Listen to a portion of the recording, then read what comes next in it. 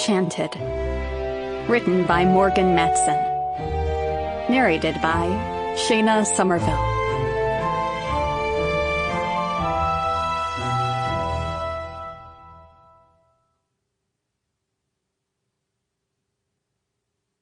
In a faraway land long ago.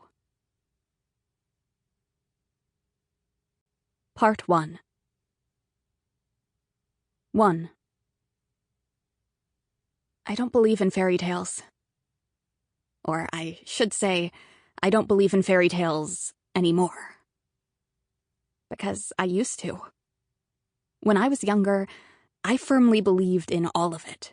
The insta-love, the immediate connection, the happily ever after. I loved the enchanted forests, the fairies granting wishes, the mice who are somehow also great at sewing dresses, like a tiny rodent version of Project Runway. I loved it all. When I was little, all I needed was to hear the words, "Once upon a time," and I was in. I devoured all the fairy tale movies and books like they were Skittles, in addition to devouring a lot of actual Skittles. But in light of certain recent events that I don't have to go into right now, I've come to realize how wrong I was, and how I hadn't even understood how led astray I'd been by the stories that had always been my favorite bedtime tales. How they somehow seeped into my unconscious. And it was a harsh realization to discover that the kind of world I used to watch and read about just doesn't exist.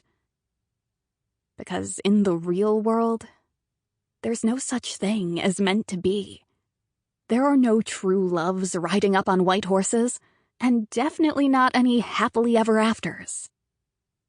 All of which meant, as I looked around the Harbor Cove High School gym 5 hours before the prom was set to begin, I could feel myself getting increasingly irritated. Because the theme this year was a fairy tale prom. And it had been taken very literally. All around me were decorations showing castles, noble steeds, fairies, spinning wheels, and pumpkin carriages. There were beanstalks, towers, roses with their petals falling, discarded slippers on palace steps, beauties and beasts, red shoes, princesses and frogs. A frozen moment in time was printed. Sample complete. Ready to continue?